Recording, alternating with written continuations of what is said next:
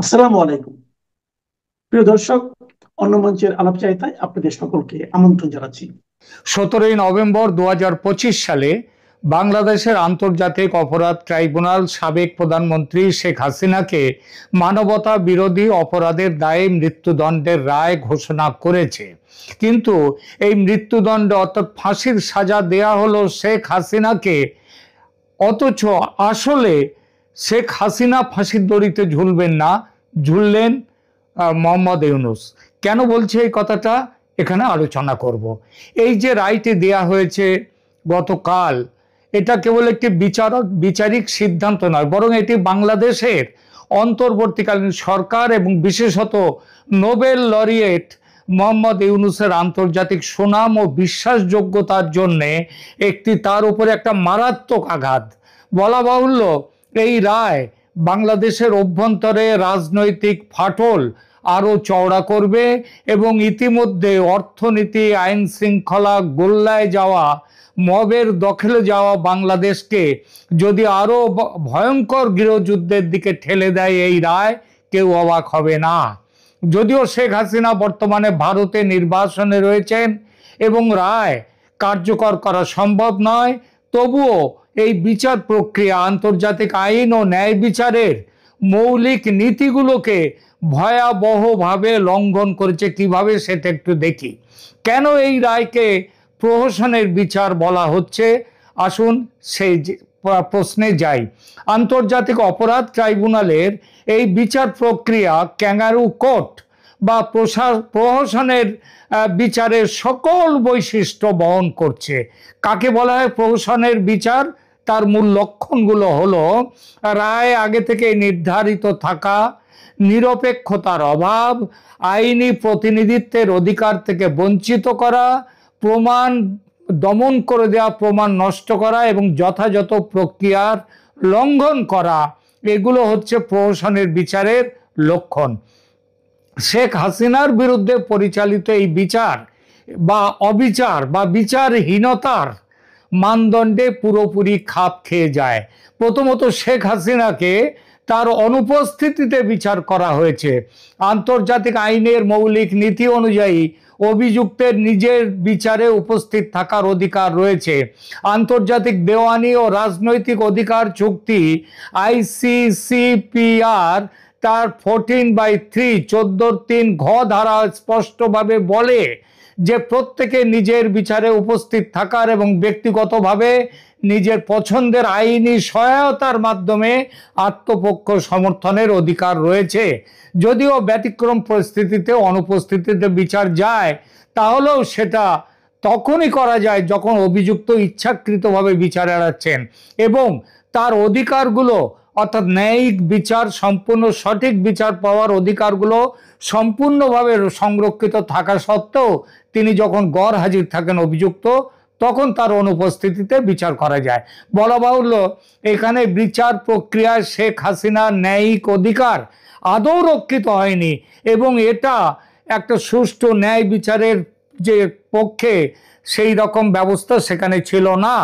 তো তার জন্যে আজকে এই অবস্থা, তিনি সেখানে যেতে পারেননি এবং এটা আগাগোড়া এই বিচার হচ্ছে প্রতিশোধ স্পৃহা থেকে তৈরি করা একটা বিচার প্রক্রিয়া। দ্বিতীয়ত, ট্রাইব্যুনালের বিচারকদের নিরপেক্ষতা নিয়ে গুরুতর প্রশ্ন রয়েছে।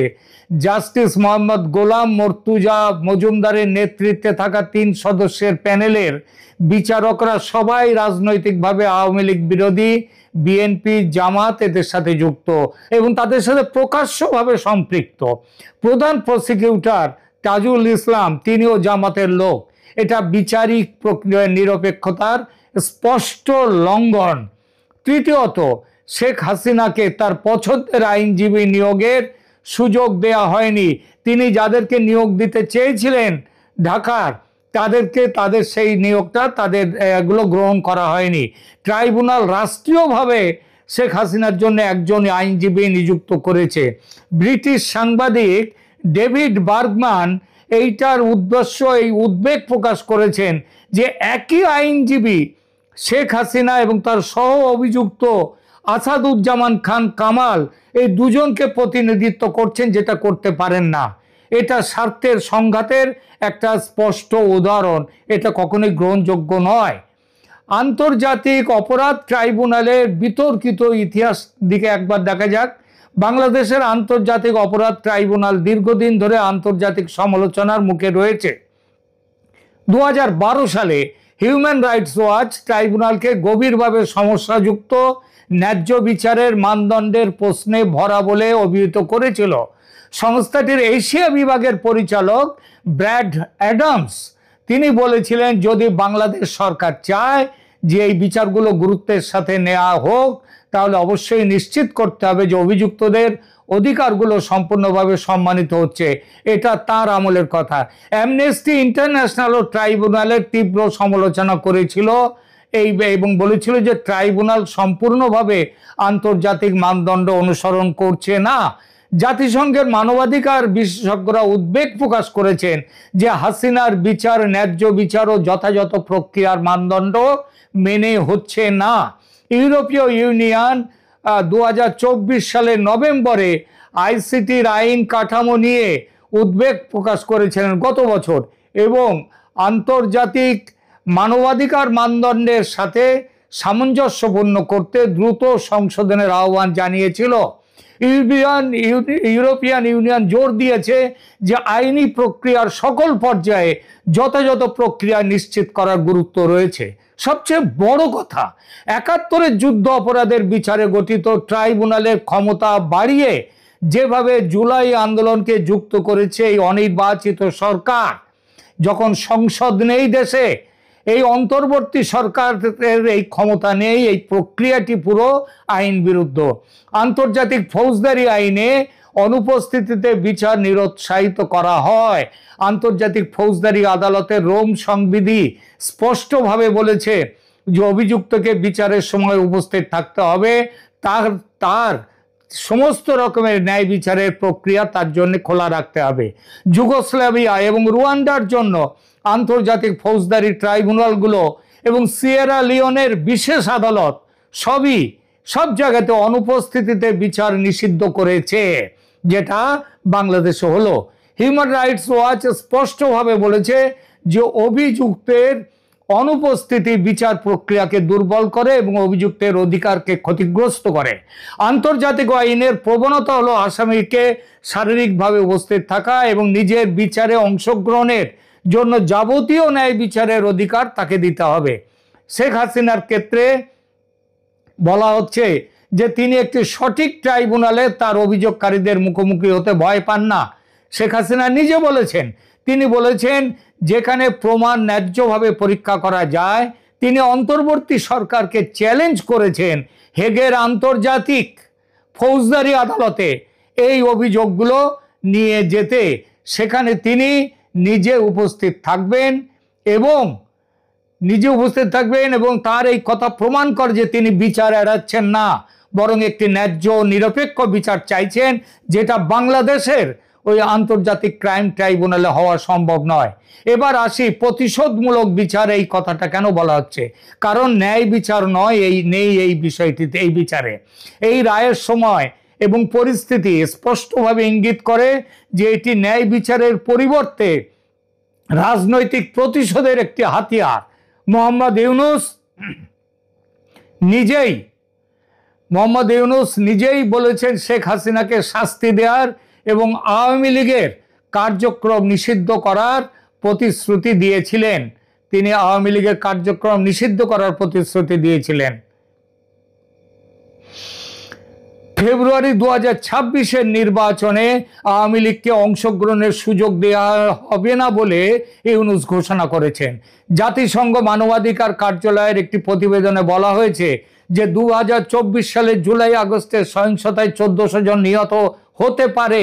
এই মৃত্যুগুলো নিঃসন্দেহে দুঃখজনক এবং জবাবদিহিতা প্রয়োজন, কিন্তু জবাবদিহিতা অর্জনের জন্য আন্তর্জাতিক আইনের মৌলিক নীতিগুলোকে লঙ্ঘন করা কখনোই গ্রহণযোগ্য নয়, এটা জাতিসংঘ বলেছে। জাতিসংঘের একটি আবেদনে বলা হয়েছে যে আইসিটির সামনে বিচারগুলো রাজনৈতিক প্রতিশোধে ভরা পরিবেশে পরিচালিত হচ্ছে। আবার খেয়াল করুন, এটা জাতিসংঘ বলেছে, যে জাতিসংঘের কাছে একটি তাদের বক্তব্যে বলেছে যে এটা রাজনৈতিক প্রতিশোধে ভরা পরিবেশে পরিচালিত হচ্ছে একটি অনির্বাচিত অন্তর্বর্তীকালীন সরকারের অধীনে, যার নিজেরই কোনো গণতান্ত্রিক ম্যান্ডেট নেই। এটা শেখ হাসিনার ন্যায্য বিচারের অধিকার লঙ্ঘনের বিষয়ে গুরুতর উদ্বেগ উত্থাপন করে। ইউনূসের আন্তর্জাতিক ভাবমূর্তির ধ্বংস, এই যে তার মানে শেখ হাসিনার তো কোনো ক্ষতি করতে পারলেন না, তাকে ফাঁসিতেও তুলতে পারবেন না, কিন্তু ইউনূসের কি হলো সেটা বলি। মোহাম্মদ ইউনূস 2006 সালে ক্ষুদ্র ঋণে অগ্রণী কাজের জন্য নোবেল শান্তি পুরস্কার পেয়েছিলেন। তিনি দরিদ্রের ব্যাংকার হিসেবে আন্তর্জাতিকভাবে পরিচিত, কিন্তু অন্তর্বর্তীকালীন সরকারের প্রধান হিসেবে তার যা ভূমিকা তার সুনামকে শেষ করে দিয়েছে। ইউনূস সরকারের অধীনে বাংলাদেশ মানবাধিকার লঙ্ঘনের একের পর এক অভিযোগের মুখোমুখি হয়েছে। জেনেভায় জাতিসংঘে মানবাধিকার কাউন্সিলের 60তম অধিবেশনে মানবাধিকার কর্মী এবং দক্ষিণ এশিয়া ও ইউরোপের বিশেষজ্ঞ তারা প্রধান উপদেষ্টা মোহাম্মদ ইউনূসের অন্তর্বর্তীকালীন শাসনে ব্যাপক মানবাধিকার লঙ্ঘনের বিষয়ে গুরুতর উদ্বেগ প্রকাশ করেছে। ইউরোপীয় পার্লামেন্টের সাবেক সদস্য এবং সাউথ এশিয়া ডেমোক্রেটিক ফোরামের নির্বাহী পরিচালক পাওলো কাসাকা এই পরিস্থিতিকে মানবিক সংকট বলে বর্ণনা করেছেন, যেটা এখন বাংলাদেশে হচ্ছে। তিনি অভিযোগ করেছেন যে অন্তর্বর্তীকালীন সরকার গণতান্ত্রিক শক্তিগুলোকে নির্মূল করার প্রচেষ্টায় 50,000-এরও বেশি মিথ্যা মামলা তৈরি করেছে।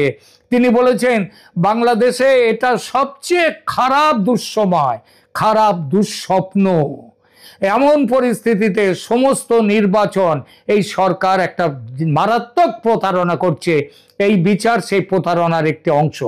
প্রফেসর CR আবরার জানিয়েছেন যে ইউনূস সরকার ক্ষমতায় আসার পর থেকে কমপক্ষে 213 জন আওয়ামী লীগ নেতা ও কর্মীকে হত্যা করা হয়েছে, জেলখানার ভেতরে হত্যা করা হয়েছে, এমনকি নিহত মন্ত্রীকে হাতে বেড়ি পরিয়ে তার মৃতদেহকে ছেড়ে দেওয়া হয়েছে, তখনও তার হাতে হাত করা আছে।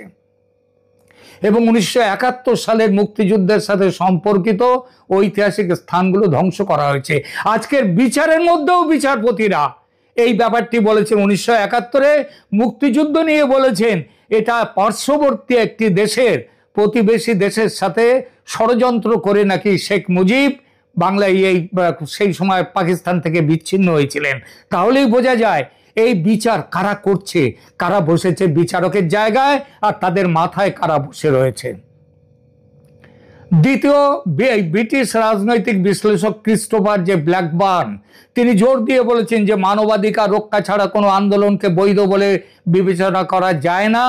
তিনি বলেছেন মানবাধিকারের সুরক্ষা সবার আগে দরকার, তা সে বিপ্লব হোক আর যাই হোক।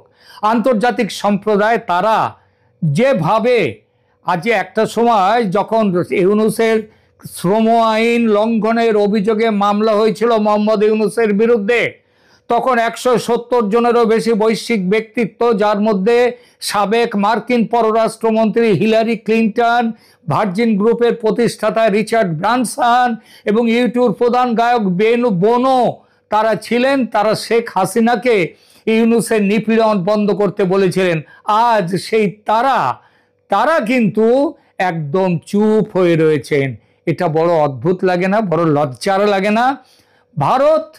ভারত প্রথম থেকেই যেভাবে শেখ হাসিনার পাশে ছিল এখন সেইভাবে আছে। আগামী 2026-এর নির্বাচনে, ফেব্রুয়ারির নির্বাচন হোক কিংবা তার আগেও হতে পারে কিংবা পরে যখনই হোক না কেন, সেই নির্বাচনে ভারতকে মানে শেখ হাসিনার দল আওয়ামী লীগকে ছাড়া নির্বাচন হবে না, এটা নিশ্চিত। তাহলে শেখ হাসিনার ছাড়া নির্বাচন না হতে গেলে তাহলে সেখানে কি হবে?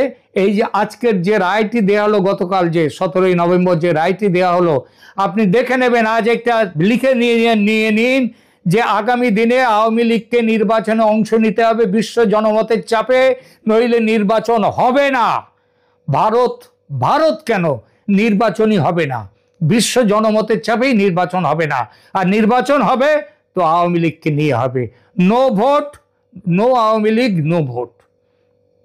আর এইবার সেইখানটায় বলি, সেই নির্বাচনে তারপরে যখন ক্ষমতায় আওয়ামী লীগ তার ক্ষমতায় ফিরে আসার পথটা প্রশস্ত হলো, গায়ের জোরে ভোট করা যাবে না, আর ওই ফেসবুকে যারা বিপ্লব করছে শেখ হাসিনার নামে, সেটা বলছে সেই বিপ্লবও করা যাবে না। সুতরাং আগামী দিনে আওয়ামী লীগ ক্ষমতায় আসছে এবং আওয়ামী লীগ ক্ষমতায় এলে এই যে ট্রাইব্যুনালের বিচার, এটা ডাস্টবিনে চলে যাবে, ডাস্টবিনে।